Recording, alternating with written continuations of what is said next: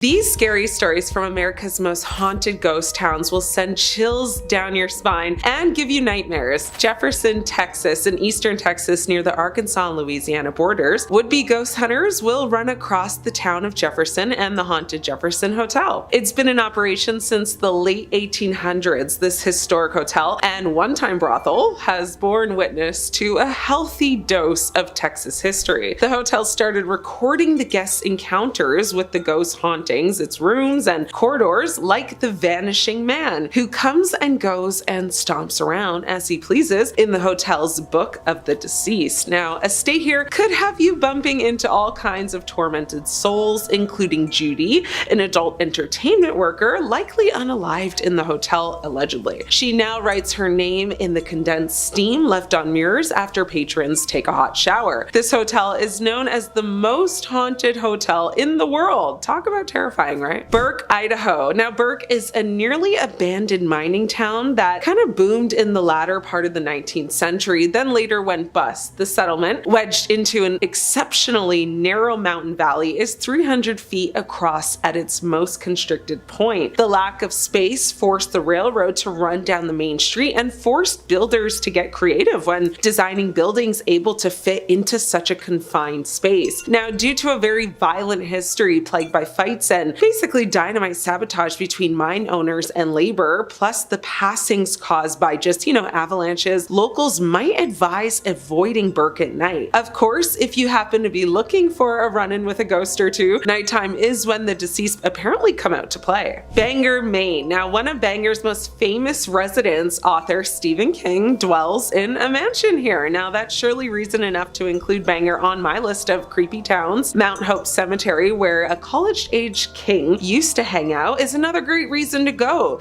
King is said to have come up with character names and some of his scariest story ideas here. Now, scenes from the 1989 film adaptation of Pet Sematary were even actually filmed at this site. The cemetery, founded in 1836, is one of the first garden cemeteries to ever open in the United States. Mount Hope Cemetery Corp and Crematory has a well-earned reputation for being haunted, with reports of apparitions, shadows, and even children's voices. Mount Hope is full of old, distinctive tombstones that inspired one of America's most famous authors, a writer who has spent his career, creeping out a nation and a planet with his horrifying tales. Seward, Alaska. Seward is home to ruins of one of the most tragic incarnations of the Jesse Lee Home for Children. While other orphanages of the same name have operated in Alaska, this location, abandoned after 1964's Great Alaskan Earthquake, which by the way had a magnitude of 9.2, has an exceptionally unfortunate history. Apparently, the ghosts of children who perished during the earthquake still actually haunt the premises today. The pitter-patter of little feet running around, along with the sounds of just skipping rope and giggling tots,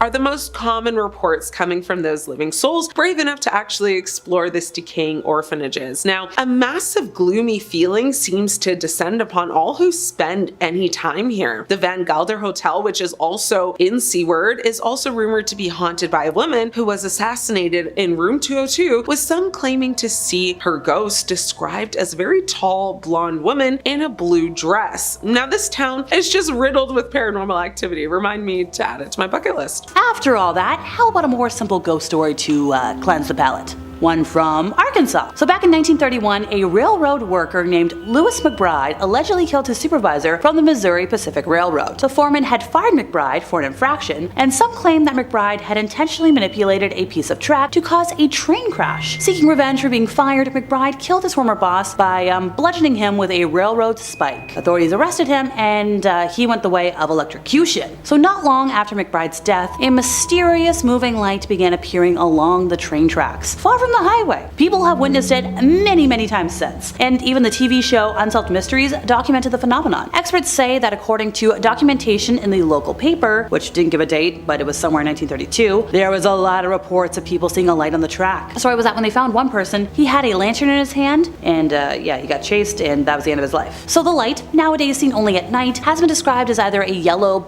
red, blue, or white glowing light. You would see this tiny light, said Bob Thompson, the local historic association president. What we saw was kind of a reddish golden light. Looked like someone had a baseball cap with a flashlight in it. Now Thompson said most of the time they would see the light and then would later vanish, but some folks have had more aggressive encounters. So what will scare you though is when it gets the size of a baseball cap, and sometimes you can see it swinging. Now it's not just coming at you, it's moving. And then it disappears. So you say, well, I did that, fine, let's go back to the car. So you turn around and then it's behind you. And that's when you get scared. It's always in a place when there is no electricity around. It shows when it chooses to show up. And when it chooses for you to see it, you see it. Though there are some scientific theories to explain the occurrence, a lot of local legends attribute the light to the ghost of McBride, or of that of a different rail worker who lost their head in an accident and allegedly continues to search for his head. The tropical waters around Bermuda may feel like the opposite of Alaska's frigid wilderness, but both places have something in common: unexplained disappearances. Thousands of tourists, residents, hikers, and airplanes have vanished without a trace in a large area of land called the Alaskan Triangle, encompassed by Juneau, Barrow, and Anchorage. So in 2007, state troopers reported about 2,833 disappearances. For a state with a population of more than 700,000 people, this suggests about 1 in a couple hundred people disappeared, which that's a lot of people. So yes, there are many theories about this creepy phenomenon, some of which involve Alaska's unpredictable and often unforgiving environment, as well as, the sheer expanse of the landscape that can result in many lost travelers. According to local legends, the missing people likely fell victim to the Kushtaka, a race of shape-shifting otter people who lure humans away from civilization and transform their captives into one of them. And finally for today, let's talk about something interesting in history. Allegedly, parts of the incident that led to the US intervention in Vietnam never happened. After evading a torpedo attack, the USS Maddox reportedly engaged 3 North Vietnamese boats in the Gulf of Tonkin on both August 2nd and August 4th of 1964, according to the Pentagon Papers. Although without US casualties, the events prompted Congress to pass a resolution, allowing the president to intervene in the country. So talk of this status as a false flag for the US involvement in the Vietnam War has permeated public discourse almost since the time of the attacks, especially after the government admitted that the second incident involved false radar images. But after resisting comment for decades, the NSA finally declassified documents in 2005, admitting the incident on August 4th never happened. Those involved didn't necessarily intend to cover up the incident to propagate a war, but the evidence does suggest an active effort to make it fit the claim of what happened, according to historians. For centuries, historians who investigated Jamestown had to rely on written accounts from the time in later historical documentation. For example, the legend of Pocahontas and John Smith was wildly romanticized through a white male Anglo-Saxon prism. Jamestown was a powerful symbolic legend, first of a new world claimed for the English Empire, then later the birth of a new nation. There was a strong motivation to enhance the legend with colonialist, patriotic, and religious fervor. But recent research, archaeological findings, and scientific documentaries have revealed shocking details and grim, actually horrific, realities of settlement life and death. Could it be possible that a foundation settlement of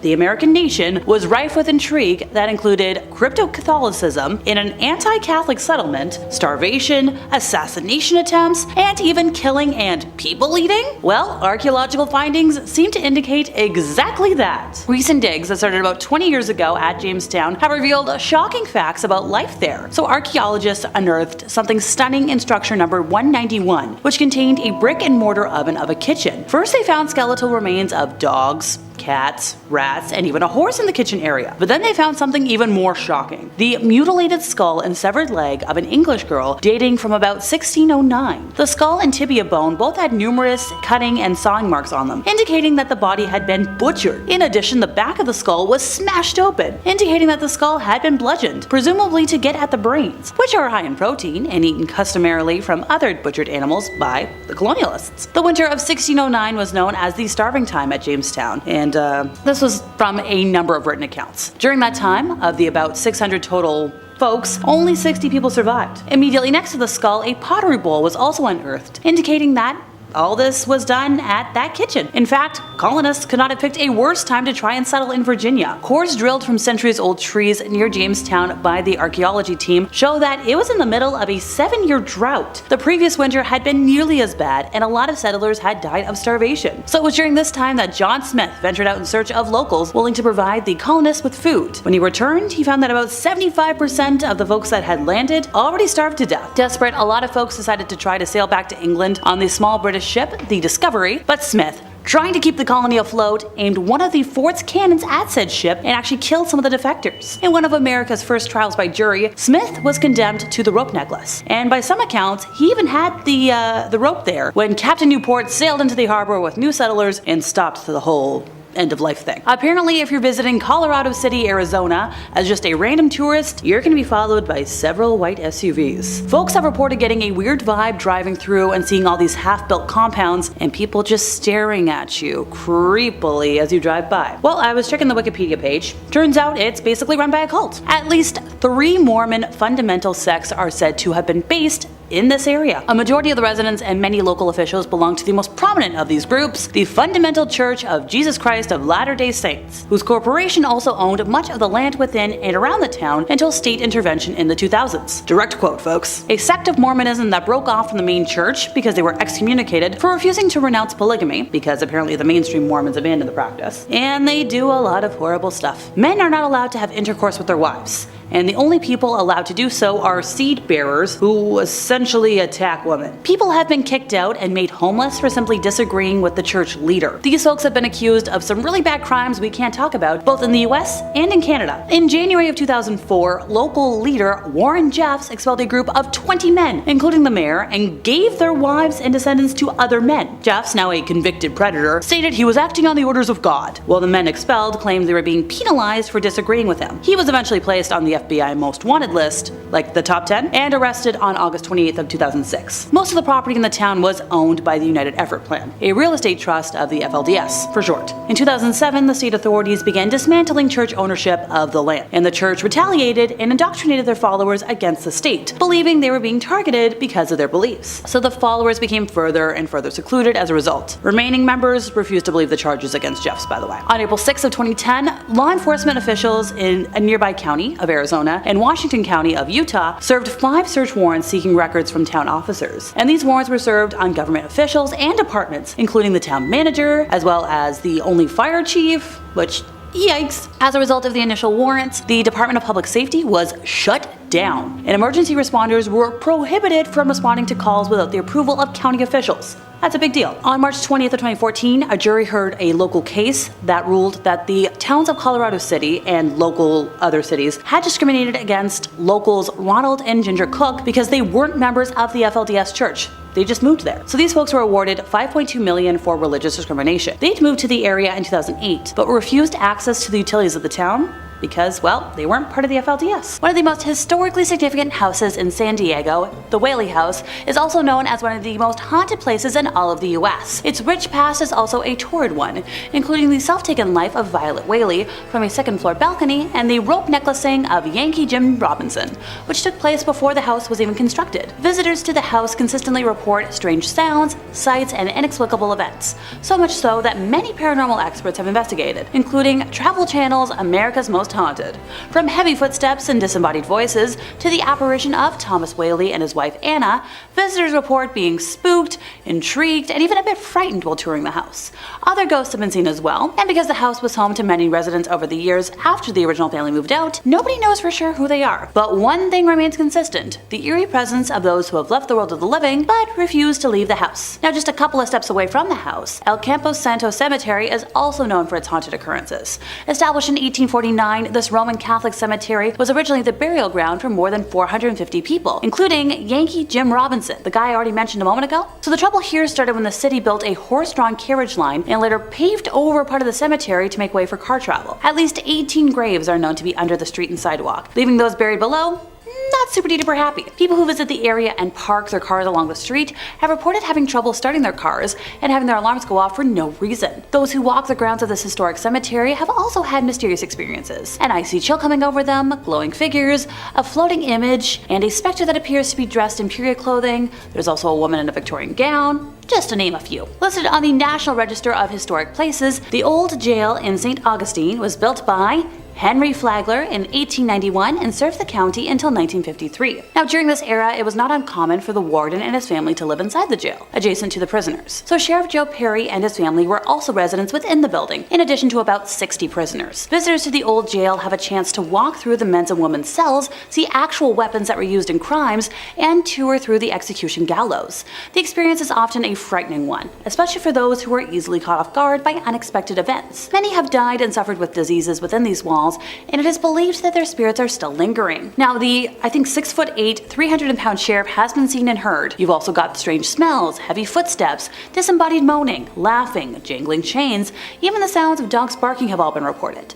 The old jail is so abundant with supernatural activity that has been investigated by various paranormal professionals, so it's listed in the National Directory of Haunted Places, making it a landmark attraction. And finally for today, we have the Crescent Hotel, located in Eureka Springs, Arkansas. This was erected in 1886 and has served several purposes over time, such as a luxury resort, a conservatory for young women, and a junior college. But the strangest mark on its history came in 1937 when it got an owner named Norman G. Baker. Now Norman was a millionaire inventor and radio personality who decided to pose as a doctor, despite having no medical training, and wanted to turn the hotel into a hospital that could cure cancer. He was eventually found out and was run out of town, but his spirit somehow found its way back to the hotel and found some otherworldly company as well. The now operating Crescent Hotel is said to be haunted by at least 8 ghosts, ranging from a girl to a bearded man, all wearing Victorian clothing. When the current owners, Marty and Elise, bought the hotel in 1997, they hired not 1 but 2 certified mediums to do a reading of the building, and the mediums found that the hotel showed signs of being a portal to the other side,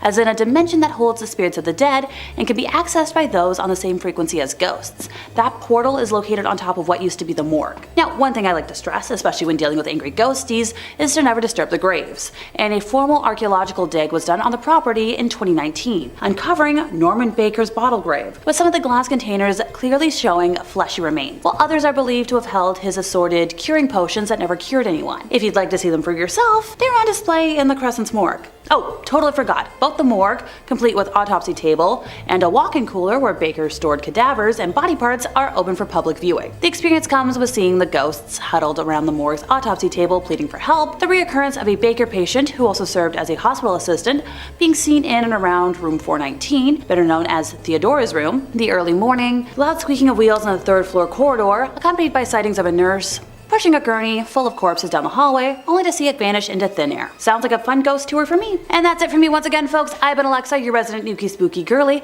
The Driscoll in Austin, Texas is a majestic Romanesque hotel with modern rooms and an iconic brick facade, drawing tourists and wedding parties since 1886.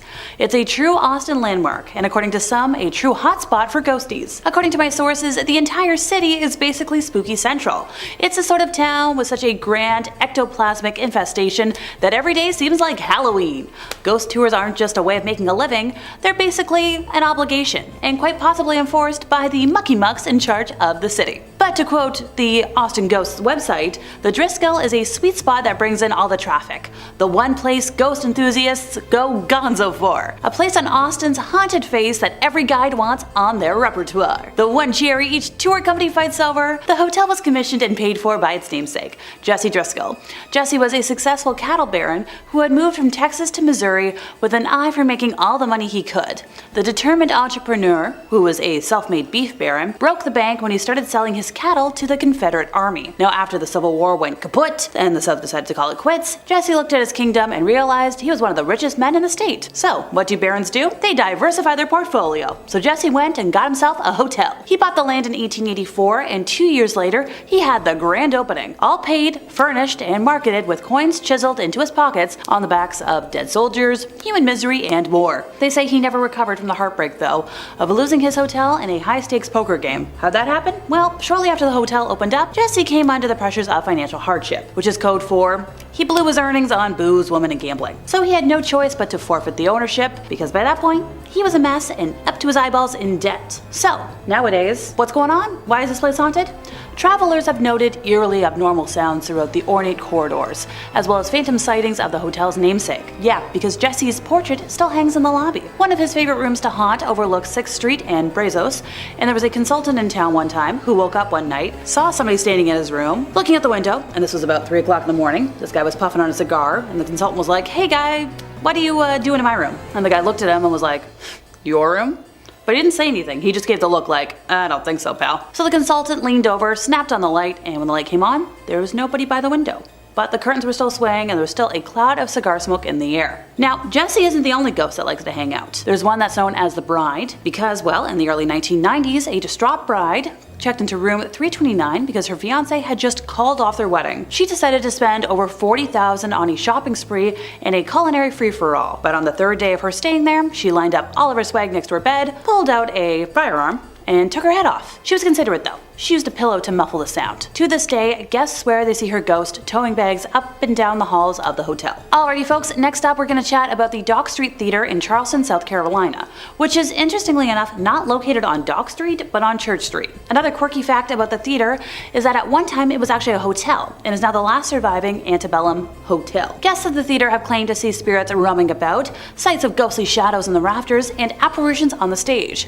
Many are left to wonder just who these ghosts were. Were they failed actors? Were they longtime admirers of the theater? Or is it possible that something more tragic occurred at the building? While there have been numerous sightings throughout the building's long history, there are two particular spirits that have been seen more often than any of the others. One of these two specters is believed to be Junius Brutus Booth, the father of the infamous presidential assassin. Now, nobody is quite sure why his ghost is haunting the theater, because aside from performing at the former hotel with his troupe, and the rumor that he tried to kill the manager of the Planters Hotel, he doesn't really have any strong ties to the building. But the most frequently spotted ghostie at the Dock Street Theater is Nettie, who lived in Charleston during the 1800s and could usually be found at the hotel. She wasn't really a guest or a member of the staff. She was a bit of a freelancer. And what was her profession? The world's oldest job. Poor thing was killed by a bolt of lightning, leading to a sudden and unexpected death, and it left her with some unfinished business that I guess nobody's been able to help her with yet. Now, her ghost can be seen gliding around aimlessly throughout the theater. Some folks who have caught a glimpse of her claim that she wore a tattered yet vibrantly colored red dress.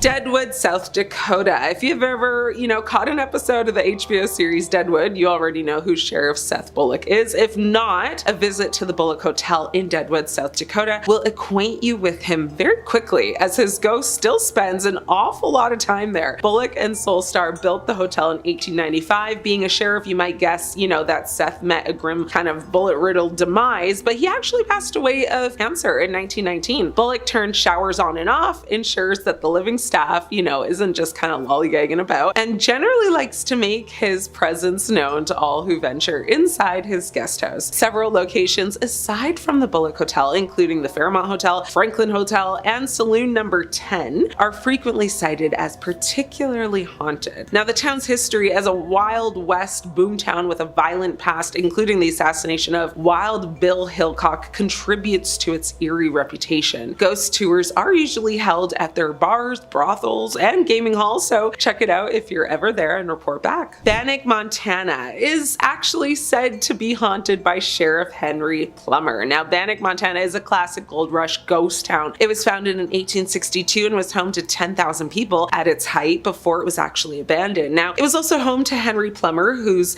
biography basically seems tailor-made for ghost stories. Before arriving in Banic, Plummer was a sheriff of Nevada County, California, where he was known for playing both sides of the law, and where he was eventually joined, by kind of a group of bandits. Now, upon arriving in Banic to prospect for gold, Plummer again convinced the townspeople to elect him sheriff. Details are sketchy about what happened next. Now, at the time, a group of road agents called the Innocents were terrorizing the town, and it's unclear whether Plummer himself was the founder, and leader of the group. Either way, a group of panicked miners eventually formed a posse and kind of unalived several innocent people, as well as the sheriff. However, it is also possible the Innocents fabricated Plummer's involvement in the group to lessen their culpability and unalived him themselves. Grave robbers later decapitated his body, according to local legend. If you ever kind of wander through Banic, you might see the headless sheriff's ghost. Another terrifying story from the same town, though, is of a young girl named Dorothy Dunn. She tragically actually drowned in a dredge pond. Now, her demise is said to be linked to sightings of a young girl in a blue dress, often seen in the Mead Hotel. Beyond specific stories, there are reports just generally of cold spots, unexplained sounds, and other ghostly phenomena in various locations within Banic. Definitely sounds like just one big haunted town, am I right? Batsto Village in New Jersey. This town is said to be the stomping grounds of the Jersey Devil. Well, that doesn't sound so good. Now, Batsto is yet another abandoned American settlement, only instead of being home to a ghost, it's home to a legendary cryptid. Now, it was founded in 1766 to support an ironworks that supplied the Continental Army and was inhabited for the next 110 years. Today, the remains of Batsto are part of the 1.1 million acre forest known as the Pine Barrens. That forest is also home to the legendary Jersey Devil, which means tons of unconfirmed, vaguely written reports of people seeing the creature at Batsto Village. Now, according to legend, the Jersey Devil is, the cursed 13th child of a New Jersey woman named Mrs. Leeds, who gave birth to it in 1735, making it almost 300 years old. It's described as a kangaroo-like creature with the face of a horse, the head of a dog, and bat-like wings, horns, and a tail, and feeds on livestock. Numerous accounts suggest that ghosts are frequently observed roaming the grounds, of Batsto Village. Today, Batsto Village is a popular tourist destination with over 40 sites and structures open for visitors, despite its reputation as a haunted location. Grafton, Utah. Grafton is known as a ghost town with a history of paranormal activity, and some believe its cemetery is indeed haunted. Visitors have reported strange noises,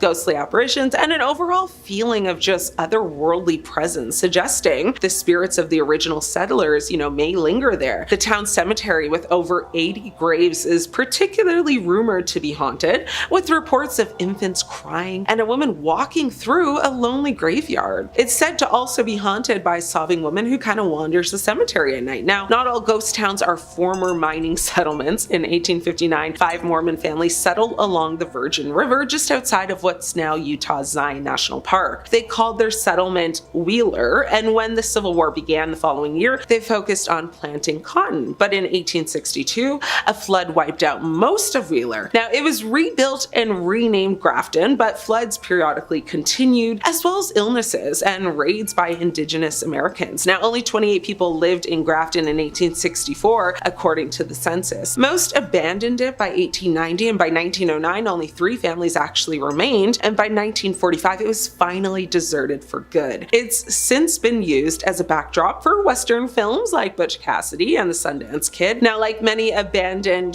frontier towns, Grafton also has had its very good share of ghost sightings. Ghost hunters have heard crying infants and seen a woman walking again through the town cemetery. Calico, California. Calico ghost town in California is well known for its paranormal activity and ghost stories, making it a very popular destination for those interested in the supernatural. Now, visitors and locals alike have reported experiencing very strange noises, unexplained chills in their body, and even seeing shadowy figures or spectral apparitions, within the town's buildings and streets. Now, this town is said to be haunted by school children and teachers. Prospectors found silver in the Calico Mountains in 1875, and by the early 1880s, the fledgling town of Calico was home to about 2,500 people. But when the Silver Purchase Act of 1890 lowered silver prices, the town became a ghost of its former self. Residents began moving away, and by 1935, it was deserted completely. Now, according to local legend, Calico is home to a variety of spirits, many of whom inhabit, the ruins of the former schoolhouse. Visitors claim to have seen both teachers and students haunting the building, as well as a mysterious red ball of light. Now, despite these occurrences, in 1950, Knott's Berry farm owner Walter Knott purchased the land on which Calico sat and restored the remains of the town. In 1966, Knott donated Calico to San Bernardino County. Now, the town's history, with its many colorful characters and dramatic events, may contribute to the stories of hauntings. The remote location is isolated, and the town may also, enhance the sense of mystery and paranormal activity.